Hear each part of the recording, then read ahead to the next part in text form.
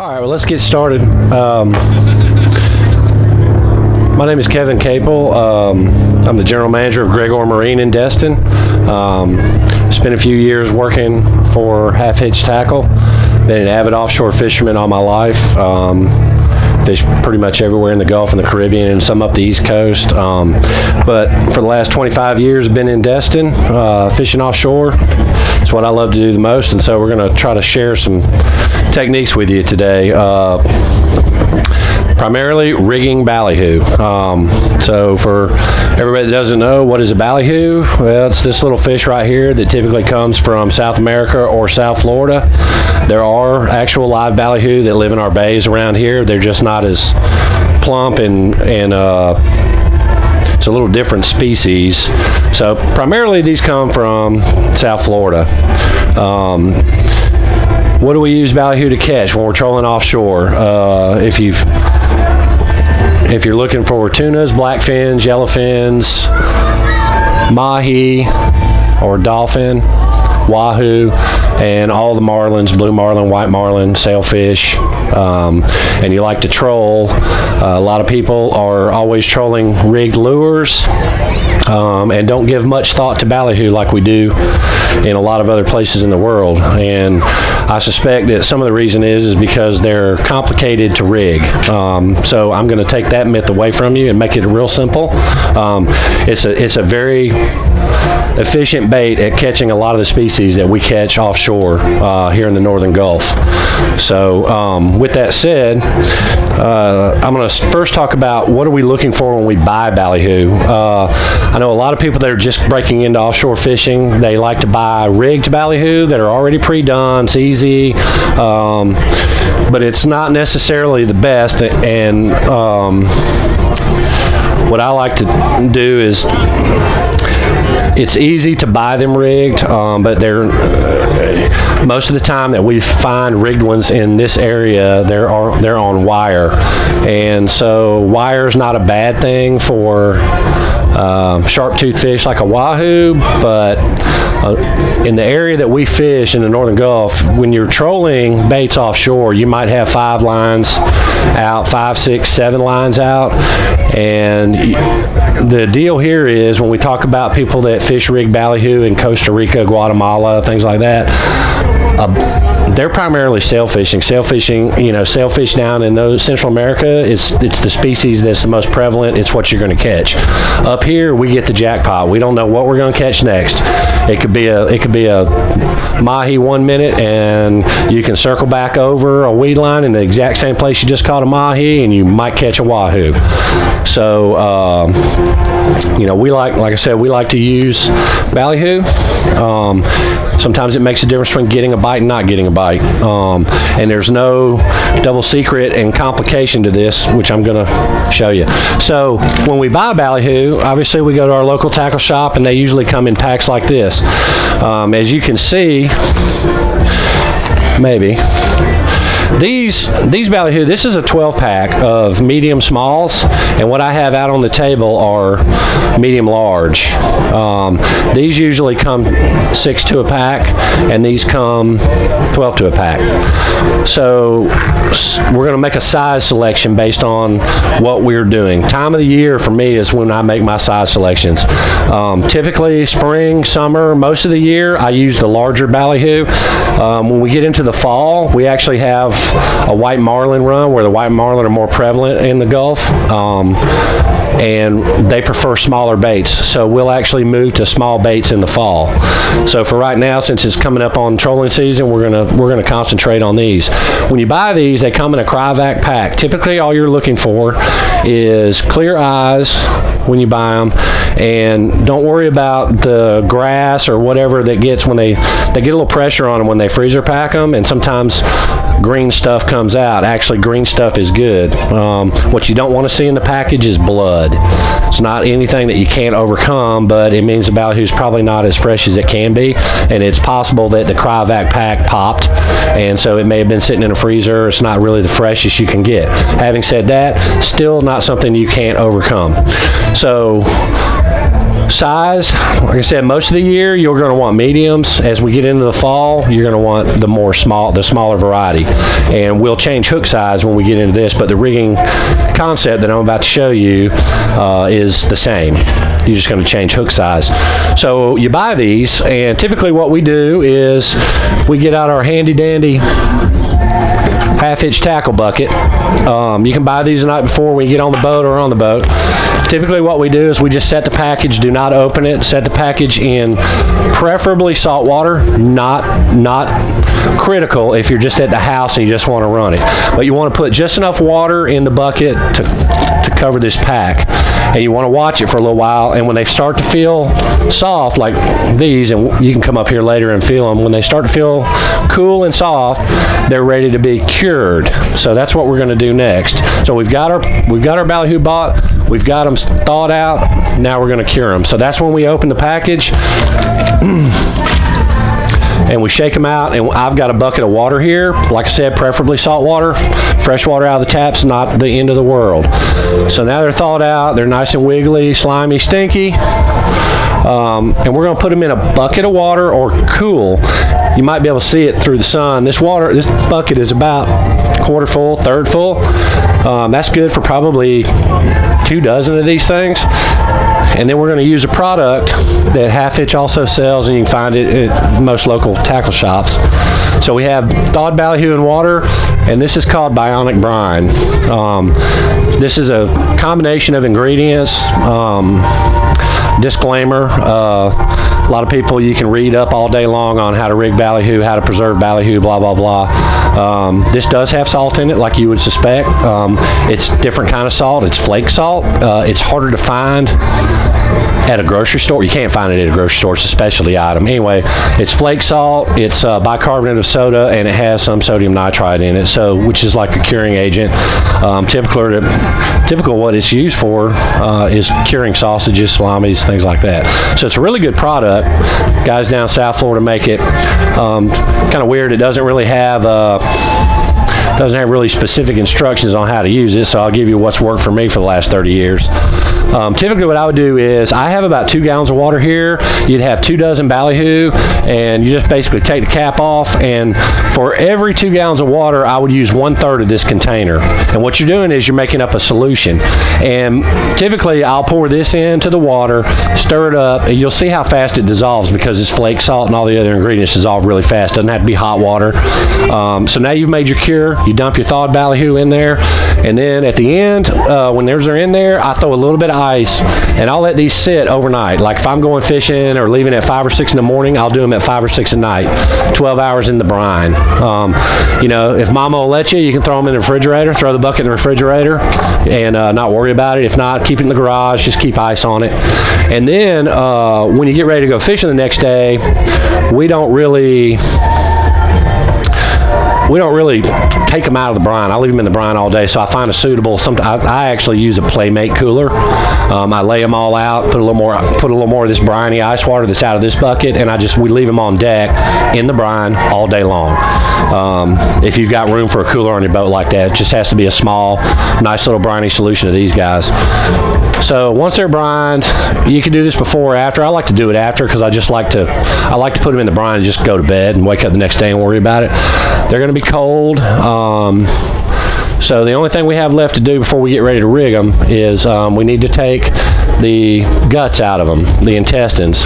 And so put this down and maybe we can see it. This is going to be nice and messy, but usually you take it out of the brine and it will be a lot firmer than you feel it when it comes out of the package first time after spinning the brine for 6-12 hours. So I usually start right behind the gills and I push my thumb down. You can feel that soft belly, and you continue to push your thumb down. You'll feel stuff sounds like his ribs are breaking and all that, and you keep pushing, and you get a little bit to come out of his tail, and you just keep working it a little bit, and you'd be amazed at how much pressure you can put. And you just keep putting pressure, and you keep sweeping right down until you get all the fun stuff out of him. And you can feel it when it's in there. All right, so there was his lungs. So then you just peel this all off, throw him back in the water, rinse him off if you want to. And now we have basically a clean, scaled, and gutted ballyhoo. So now he's ready to rig. And like I said, if you got time, you can do this the night before. You can take it all off. I don't break his bill off yet, and that's going to come in the rigging part. A lot of guys will gut them and break their bills and throw them back in the brine. But I like to keep the bill on for a couple reasons that'll become obvious in a minute. All right, now what are we gonna fish with? How are we gonna rig these? What do we need? Okay, so going back to what I said earlier about pre-rigged ballyhoo typically come with wire. So wire is a great thing on wahoo, but that's about the only fish that doesn't care whether it's got wire or not. So what we typically do so that we can get bites from the broadest spectrum of all the fish that are available while we're trolling ballyhoo is 200-pound mono. Why is 200 the magic number? I don't know. I fished for 35 years. I think I've been cut off by wahoo 3 times. But it's soft enough that this bait, when it's trolling, has got good action. So the line is not too stiff. Where are you going to run into problems with 200? Like I said, wahoo primarily is the only fish that's got a teeth big enough to cut through 200 like a razor blade. But here's the catch on a wahoo. He's an accurate feeder. The way they feed is that when they attack a bait at 60, 70 miles an hour, believe it or not, he'll cut it off right behind the hook almost every time. When they attack bait, no matter what they're trying to eat, they usually cut the fish in half, and then they circle back and they lazily pick up both pieces. Almost every time. That's how, it's been video documented, that's how wahoos feed. They don't try to eat it all in one bite. They try to kill it and then come back and pick it up. So, having said that, mono is not a bad choice because he's not, all our mono's in front of his tail, so it's pretty rare to get broken off. So what size hooks do we need? So here's another reason that when we look at rigged ballyhoo, I don't know if everybody can see this hook. That's a pretty big hook. This is a mustad hook. It's called a 7731 is the model number. It's basically a straight shank hook. This is the DT. It's Duratin. The reason we buy these instead of stainless steel for this particular application is because stainless steel is extremely hard to sharpen. These hooks right here can be sharpened with a stone, diamond file very quickly. Couple licks on each side of the triangle. It's razor sharp.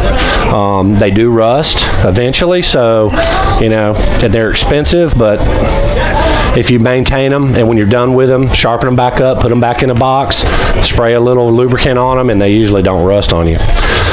So here we are with our hook that we're going to use. I'll put it right here next to this ballyhoo, and you can see about where it's going to end up being in the rigged bait. If you will look at some of the baits that you can buy that are already rigged, and this is why we want to learn to rig baits ourselves for this area. A lot of times the hooks that you see in rigged baits, whether it be rigged lures that look like this that just have a hook, that's fine, those work, but you'll almost always notice that the hook is an inferior hook. It's not thick bodied like this hook is, and it's not near as big. So you'd have to see a bunch of fish to realize that wahoo, dolphin, tunas, they have a bigger mouth than you think. Most of them, even small fish, you could probably put your fist in their mouth and never touch anything. So they can eat a big hook. The reason we do this is because it's super strong. It won't straighten out if it hooks a piece of bone in the side of his mouth and he pulls hard. It's less likely to straighten out. So that's why we use heavy duty hooks. And we use big ones because on this ballyhoo, you'll see when this is finished rigging, there'll be quite a bit of hook. There'll be quite a bit of hook exposed. So going back to my wahoo deal, when he takes a shot at it, if he's lucky enough, he'll get in front of that and it'll rip his face off. So that's why we use bigger, stronger hooks than you would see traditionally packaged with pre-rigged lures of any kind. So how do we rig? All right, so 200-pound mono. The technique I'm going to show you does not use copper wire. That's what scares everybody from rigging ballyhoo. We use what's called the bait spring technique. So this is a pretty simple technique. It's not nearly as daunting as using using copper wire, but it's so simple that if that's what's keeping you from using Ballyhoo, this is going to change your world. So we're going to put 1.7 millimeter sleeve, which is the standard sleeve for 200-pound mono, and we're going to clean up the cut. All right, so typically my leaders are 18 feet. This one's not, because I'm not going to drag out 18 feet of line to show you, or I can't hold it all. But 15 to 18 feet, all the way up to about 20 is about how long you want a leader. Why is that? Well, if you're trolling, if you're an avid troller and you have a boat like the boat that's behind us and it's got outriggers, and let's just say you're going to run 2 baits on the outriggers, 2 baits on the flat line right behind the boat, you'll notice that 18 feet, whenever they're set in position, typically the swivel that attaches your fishing line to this leader is not in the water. That's how close you run baits. A lot of people will run them way back till they can't see them anymore. That's great for what we call the shotgun bait, the one bait we can't see. But when you're running outriggers, even on outboard boats, and not big diesel sport fish, but even an outboard boat, single engine outboard, if you've got the little outriggers, 15-foot poles, and you've got them set right, you can run 5 baits efficiently, but they are going to be pretty close. I mean, even on the outrigger, you're looking at, we count waves. When your boat's trolling on a calm day, learn how to count waves. You'll see the weight coming off the boat when it's doing 7 knots or just in gear or whatever. And so usually the riggers are on the farthest back waves, and we'll say those are waves 5, 6, or 7. The short baits are usually on 3 to 5, so they're pretty close. They're from me to you on the short baits. Why is that? Well, the boat doesn't scare a fish. Matter of fact, it's a little bit of an attractant to them. You get a little whitewash, they think it's a school of bait fish. So that's what they're attracted to. They're going to come up, they're going to take a look, and they're going to see the baits that are close to the boat trolling. Well, that's what looks like the wounded dragger. I'm going to kill that bait because he's not with the school.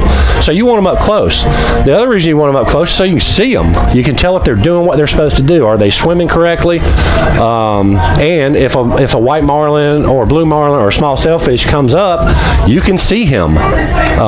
If he's way back there 70 yards, you can't see him. So you don't know if he's going to eat the bait or what it's going to take to aggravate him enough to eat the bait. He may just swim behind the bait I've seen fish swim behind the bait for 15, 20 minutes and never eat it. Just swim right behind it with his eye right beside the bait. And lit up, you can see the blue pec fins. You know he's trying to eat or wants to eat, but there's something wrong with the bait, and he's just staring at it and leave and never even attack the bait. But if you can see him and you see that he's stalling, you can find a way to pick the rod up, reel it a couple cranks, snatch it a couple times, make something wrong with the bait. Sometimes that's all it takes to trigger a strike. All right, so we're going to have our leader material, which in this case is 200. The other thing we need is number 10 single strand wire. And this is I'll show you what this is going to be for in just a second. We usually cut pieces about 4 inches long, and that's all you need is a couple pieces like this, 4 inches long. So I'm going to rig the standard bait spring method. We'll put the sleeve on, the line through the hook. We'll put the sleeve back in, and for those of you who haven't done a lot of swaging, which is what this tool is, this is called a swager, not a crimper. And this is an oval sleeve. We're going to put the line till it just comes out of the back of the sleeve, and we're going to start to slide it up using our thumb to hold it, and we're going to keep sliding till it's tight. Then we're going to take a piece of this number 10 wire before we crimp it, and we're going to put it right in the back of the sleeve between the 2 lines, and we're going to push it all the way through the sleeve until it hits the back of the hook. So now we have the sleeve through the line doubled, and in this case we're not going to do any chafe protection. We're just going to put the 200-pound test very tight to the hook with the number 10 wire in the sleeve, and now we're going to swage it. The way swagers work is you don't just randomly crimp these. They have 3 sizes usually, small, medium, and large. Typically on this one it's the large. You leave a small amount of sleeve hanging out, probably 1 millimeter, and the sleeve actually goes in the swager in the lengthwise direction, not flat. As soon as you get it there, you got a little bit exposed. This is going to make like a bell. When we squeeze the handle, it's going to make a bell end, and I don't know how good this is going to show up, but it leaves a little bell end so there's no chafing or cutting into the mono. So we're going to do it on that end. As soon as that one's done, we're going to go to the other end and put it in the swager. We're going to leave a little bit, 1 millimeter exposed from the very end, and we're going to crimp it again. So this is a double crimp. And you know, when we get done here, you can come up and look. So this is about a perfect crimp. You can see the two compression points, and there's almost a 1 millimeter gap between the end, the middle, and the other end. Ironically, that's almost all swagers are the exact same size, and you wonder why the sleeves are a certain size. It's because of that right there. That'd be a textbook crimp. All right, now we have the wire hanging out. What's this for? I don't know. We're going to rig it like this. So what we do is we hold the hook straight down, and we hold the leader straight out, and I take my thumb and I bend it straight up 90 degrees. Okay. There we have it. The hook is now installed. We got a little piece of wire hanging up, which is going to be what the bait spring is going to hold on to, and we've got our leader ready to go. Now we have options at this point. I'm gonna do a naked one first, and then we're going to show other options and how to do those. So I'm not going to put a crimp in the end of it for attaching to your swivel, so we can slide things down. So what do we do? All right, now we're going to rig a ballyhoo. How do we rig a ballyhoo? We're going to put the hook in right below his gill. We're gonna lift up his gill. Usually take the point of the hook, and you want to just put the hook in his gill and start to work it down. And these fish will be pretty flexible, so we're gonna have to bend this a little bit. Why? Okay. When we look at it, we want this hook and sleeve and everything to be right about here. When everything finishes up, we want it to come out right there. I don't know if we can see it. I'll turn around this way. We want the hook to come out right about there, so we're just going to make a mental picture of that, and we're going to put the hook behind his gill, go into the belly. I'll make it look easy. You can put a little mark with the hook point or something if you're scared, till you figure out where it goes. All right, so now it's come out. The fish is laying straight, the hook's mostly exposed. What do we do with all this? All right, so we turn the hook up and we try to tuck it in. In this case, my wire is way long, so I'm going to cut it in half for now. And now we've got to try to hide this sleeve. So we're going to push the hook back a little bit.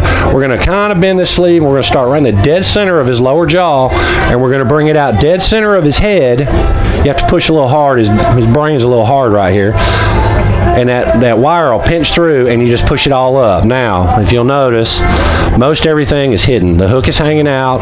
The sleeve, which looked big at the time, it's all gone. And all we have is a wire sticking out his head, dead center. Here's where the bait spring comes in. We can see it. It looks like a little wire nut, for lack of a better term.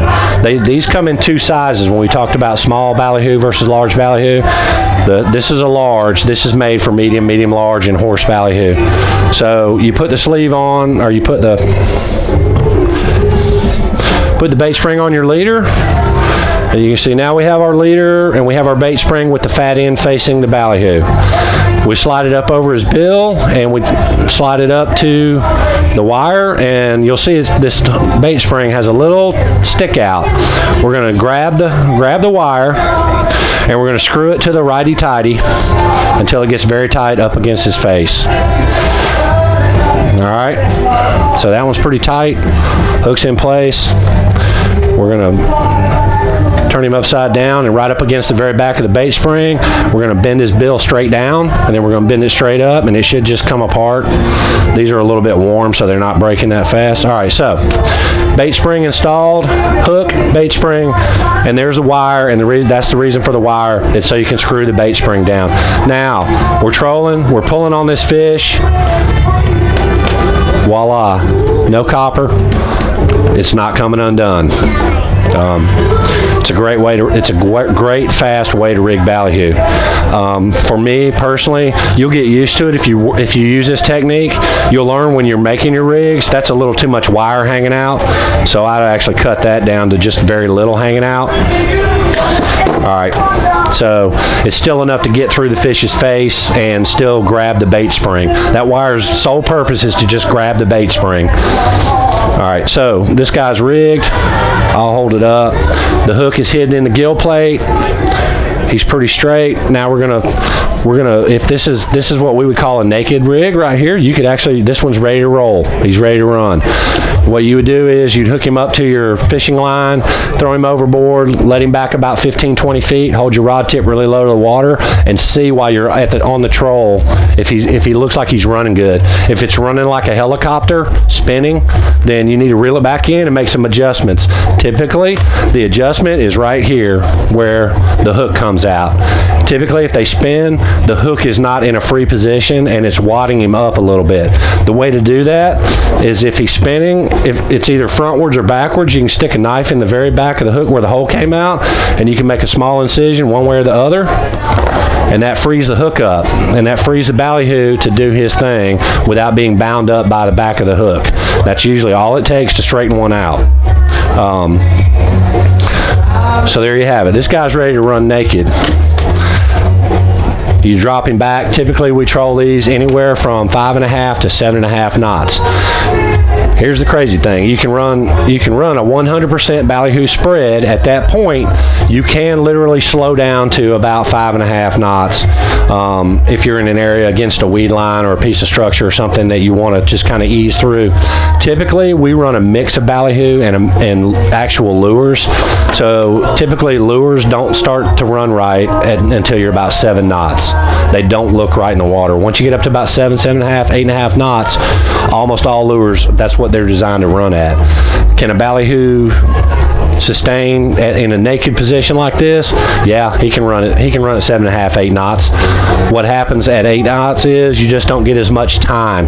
This ballyhoo, if he's been brined properly, 12 hours in liquid brine, I've run them for 5-6 hours and never had them wash out. So that's why I love this bionic brine. It's the only thing. I've used salt, kosher salt, baking soda, whatever. I've never gotten, this stuff really keeps them nice. So the addition of lures is another option. Typically, Islanders, Sea Stars, you've all seen them all. They're all these smaller lures. Typically, I like the lures with smaller skirts that don't cover the ballyhoo when I'm running them on ballyhoo. I save the long skirted lures for actually running with just a hook in them and not a ballyhoo. So all you're doing on this is, before you put the terminal in together, you go ahead and put the lure on once you've got your rig made, and you slide it down, and he's getting ready to run now. And all we're going to check when we run it down is, if you'll look at almost every lure, it has an insert that almost looks like it fits right over that cone. Almost every single lure. I don't know that that's by design, but it just happens that way. Almost every lure you buy has got a little cone area in it. Well, it just fits super nicely over the bait spring. So what do we do? I don't know. I'm kind of anal. I turn mine so the eyes look like they're in the same position. Same deal. Even if you're ready to run a lure, I pull and make sure that none of these little feathers or anything are stuck somewhere they shouldn't be or turned in. Everything's pretty natural, smooth. The one thing I will offer is that once you have a bait with a lure rigged, we see this a lot of times. You got 18 feet a leader, and obviously the swivel's at the rod tip. So what do? I see people just take this and just chunk it out into the water. And if you do that, 9 times out of 10, something bad's going to happen. Something's going to get twisted up or whatever. Typically, we like to tell everybody, just set it in the water. And when it gets back to the first wave, just hold it with the rod tip and watch it. It'll just go right out on that. It'll surf on that wave out. Then you can let it all the way back. If you just throw this in the water, something's going to get wadded up. You don't want that to happen. If you'll also notice, ironically, How this fish was rigged, the skirt's almost dead end right at the very back of the hook. So we have plenty of actual bait fish exposed, and we have these are not going to be so long that they can get wrapped up in the hook while you're fishing or while you're trolling. So that's how we rig them. The first method without the lure head was naked. This method, naked with a little lure of some variety, a little skirt, can be an octopus skirt. You don't have to spend a lot of money on these. Color, what's your favorite? I don't know. I'm pretty partial to blue and white and purple and black, my two favorite colors. But that's a nice looking bait right there. He's ready to go, and you're ready to troll. Pretty simple. You saw how fast that was. We'll do it again.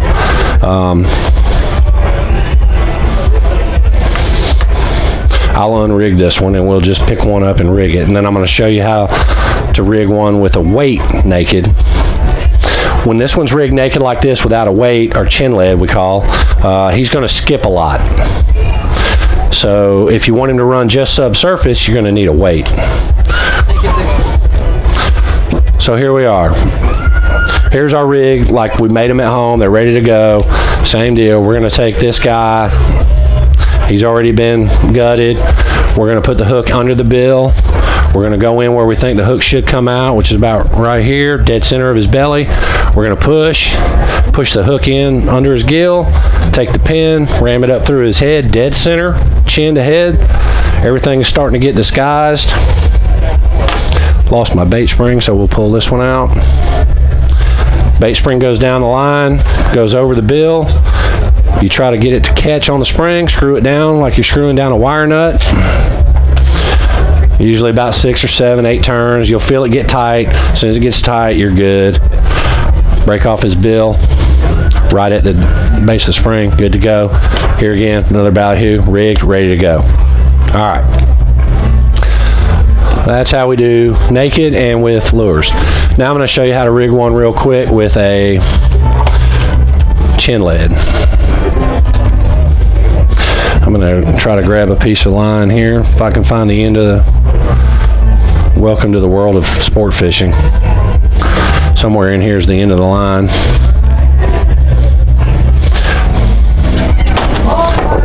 Found it. Okay. Same deal. We got a hook, we got a sleeve, another 9/0 hook. This time we're going to incorporate a 1 ounce egg sinker. We've got our piece of wire. We're going to put the sleeve on, hook, double over, back through the sleeve, nice and tight to the back, no excess, so we don't have to worry about cutting it. We're going to put our thumb on it. We're going to push it all the way till it locks, gets nice and tight. We're going to put our piece of wire in here. If we can get it right, there we go, all the way through. Pull it one more time, nice and tight. Swage it again, 1 millimeter from the end, nice and level in the swager. Squeeze, not that hard. You don't have to try to kill it like a boa constrictor. It'll lock it. We're good to go. All right, so now how are we going to add this lead? All right, we're going to put the lead on the line, and we're going to slide it down. We're going to get it started over the line and the wire, and we're going to slide it right down to the sleeve. And we're going to take, here again, we're going to take the hook straight out, line straight out, and we're going to bend up straight 90 degrees. And now we're ready to go. This little lead sitting on here. Now we have a little bit of extra that we have to hide. So when we get ready to rig the ballyhoo, we're going to have to try to tuck that lead under his chin. So same kind of deal. We got the ballyhoo. You see this one has a broken tail, not that big a deal. Once they're brined and loosened up. So we're actually going to go a little further. So we actually have to bend this a little deeper and try to stick it out and see how that works. So the hook is actually going to go into his body now, and the lead is going to be under his chin and not the end of the hook. So we're going to put the wire in his face, dead center underneath his chin, come out straight, preferably right in front of his eyes, And there we go. And then we're going to line it up, kind of work him, massage him a little bit, and his lead's going to go up between the gills.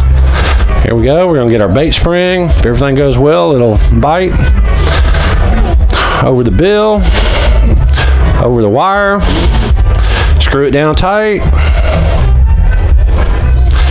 Like I said, 7-8 turns. You'll feel it get tight on his face. It gets nice and hard. And there we go. Again, I made the wire long. I'm just going to trim a little bit of it off down to probably 3/8 of an inch away from the spring. Good to go. All right, now we can see this guy right here. When we straighten him out and kind of wiggle him a little bit, everything looks nice and firm. You can pull on it. Now we have a 1 ounce lead on his face after we break the bill off. Now when you put this guy in the water and run him at 7.5 knots, what's going to happen is, instead of skipping, flopping on top of the surface, he's actually got a little bit of ballast. This is going to point him in the downward direction, and the fat part of his head is going to make him dive. So he's going to dive, he's going to wobble, he's probably going to roll over, and then he's going to come up, splash. Same thing is going to happen over and over again. And if you've rigged him right and you're paying attention, you can see it happen over and over again. And what this guy's going to do is he comes up like he's trying to get away from something on the surface, then he dives, and when he dives, he gulps air around his face, and it leaves a smoke trail, which is a great target for any species that attacks bait. So, and that's basically a naked ballyhoo with a chin lead. So again, bait spring, you saw how simple it was to rig with a bait spring. It's just super easy. So we can rig them with chin leads for naked, straight naked, or with a lure. Okay, now we're going to get into the tricky part of bait ballyhoo rigging, and this is not the only way to rig ballyhoo. Like I said, we could search all over the internet, find 4,000 ways to rig ballyhoo. I've just done this for a long time. It's super simple. It's quick. Almost anybody on the boat does not have to have wiring experience to rig ballyhoos. Usually, if you're in a smaller boat, there's only a couple guys. You know, not everybody's been an offshore fisherman all their life, and so you know, you want to maximize your time with baits in the water and not figuring out how to rig everything. This is the most efficient method I've ever seen, where just about anybody can rig one in a matter of minutes and have it running in the water. So that's the reason I use this method. I think it works great. It's worked great for me for a long time. I've missed very few fish, and it's just the easiest way to get a ballyhoo in the water. All right, now we're going to get into the complicated for all you professionals. Okay, I'm in a tournament and I need to run a circle hook. Does this method work with a circle hook? No, as you know, circle hooks don't work on striking fish very well. It's pretty inefficient. Typically when we run these rigs, we're running them on 30 to 50 pound mono outfits, usually somewhere around the 15 to 18 all the way up to 21 pounds of drag. That's strike, which means when the fish comes up, eats it, the rod is already set at 21 pounds of drag, so it's basically trying to jerk a knot in his face. When we use circle hooks, that fish has to actually eat that ballyhoo, so we have to back off to like 3 or 4 pounds of drag. If the fish comes up and eats a bait with a circle hook in it and we didn't see it, chances are we're not going to hook the fish, because you actually have to feed him the bait for about 3 to 5 seconds to get it in his mouth. Circle hook isn't going to grab a piece of bone out front. 9 times out of 10, it's got to get down in his mouth. It's got to find a jawbone, and it's got to find a way to rotate into a jawbone. That's what circle hooks do. They're very efficient at it, but it's very hard on troll baits to use ballyhoo. However, there is a way to do it if you have to. I would not recommend it unless I was in a tournament and it was absolutely mandatory. But there is a method. All right, so here we are. I'm just going to cut to the chase on this one. This is number 10 wire again, and this is a straight up rig to rig a ballyhoo with a circle hook. All right, so all I've done is a standard haywire twist over a give you the swivel size here. Size 3, 250-pound swivel. And we've just done a nice pretty loop, done a haywire twist, only with more twists. This one has about 13 twists in it, and you still leave your upright. Typically when we do a haywire twist, we put a little bend in here and we twist off the excess, and this is basically just a wire with a swivel. We got to leave this because we need to attach the bait spring. So now that we have a couple of these made, which I made a couple this morning, I made one with a lead, and anyway, you can make these up at night on the kitchen table. You can, if you can see those. I don't know if y'all can see these very good, but so those are made up. They're basically ready to rig. We got to make a few adjustments. I'm gonna start with the naked. All right, so this is the piece of excess that we did not break off of the haywire for our pin, for our bait spring. What is the excess wire for? Because what we're going to do is we're going to pretend this is a hook, and we're actually going to go in about the same distance of a hook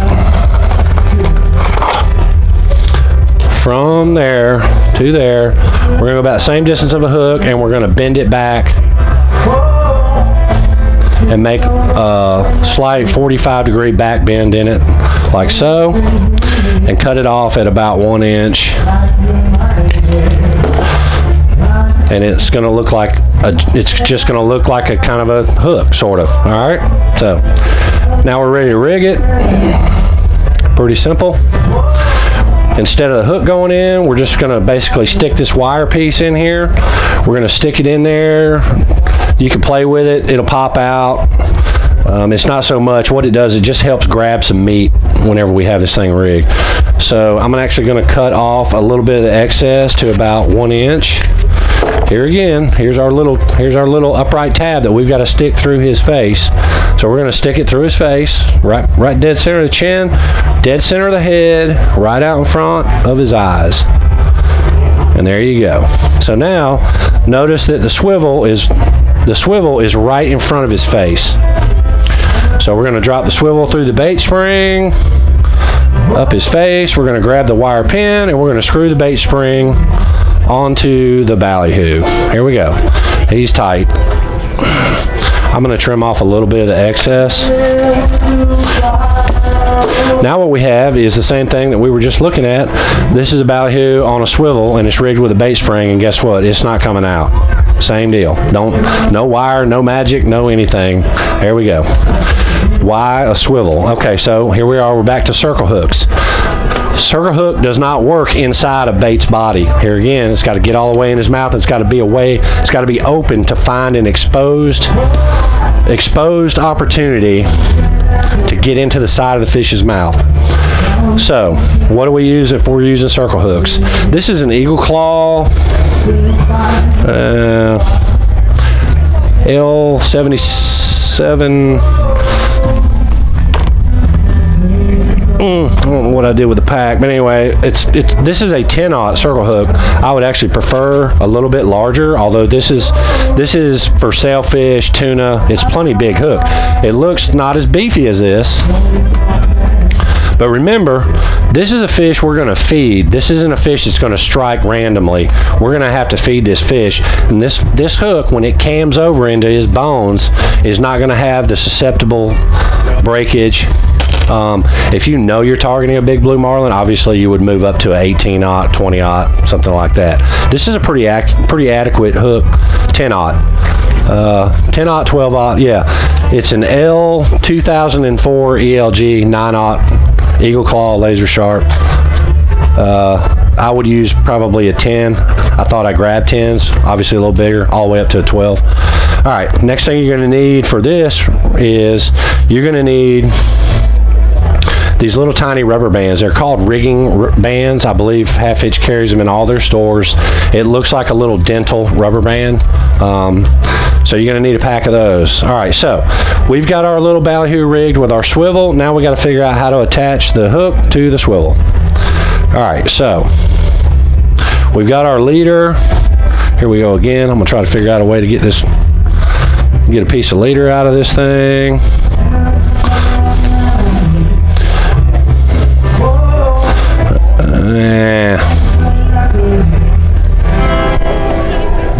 Wow.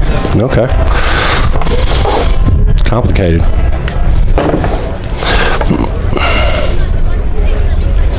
I'll use a short piece. Here again, same deal, 15 to 18 feet a leader. I'll make a short piece for demonstration purposes.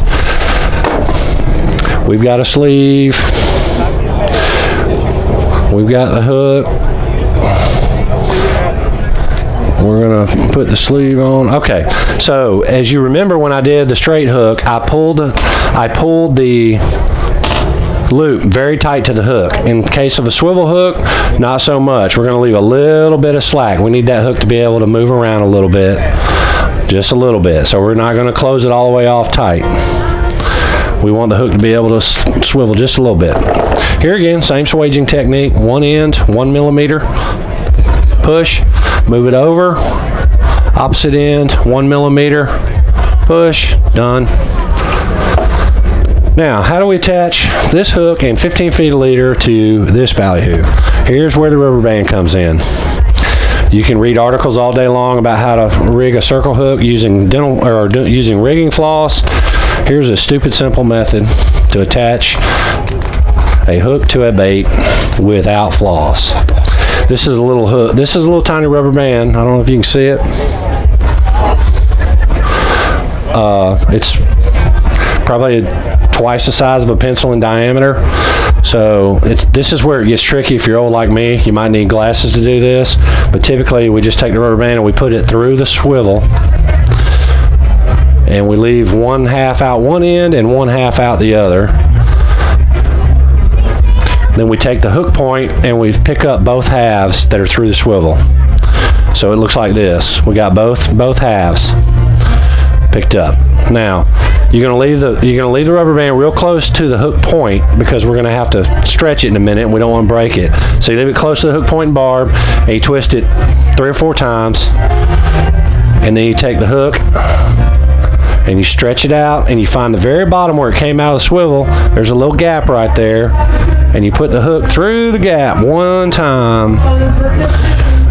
You can stretch it out enough, like me. Like I said, this is kind of dark right here. If I had some sunlight, if you can get it through there, it'll lock. What it does is it locks the rubber band to the hook.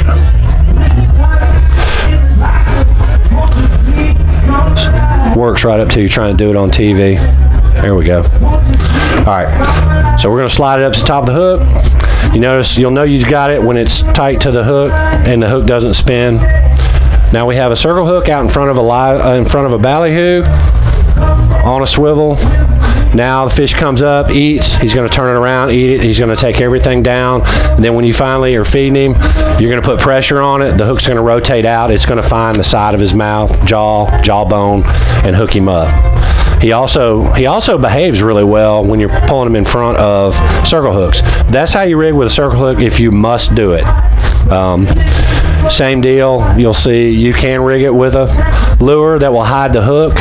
Usually if we have to run a little chugger lure in front, I will actually get it seated all the way down where the swivel is, or the sleeve. And let's see if I can find the hole. Yeah, there we go. Okay. So this looks a little bit weird. Notice that the skirt is way past the hook, so it's actually in the way. So you can actually take this chugger head and cut a majority of the skirt back till it's in front of the point of the circle hook. So I'd actually cut half this skirt off if I was going to run it in front of a circle hook. But that's another great way to rig if you're in a tournament and you want to rig ballyhoo and use a circle hook. Great, that's all you do. So there we have, basically it's a system. That's all we're doing. It's the bait spring system. These are sold at every tackle shop. Half Hitch has them. They have them in both sizes. It's super easy to use.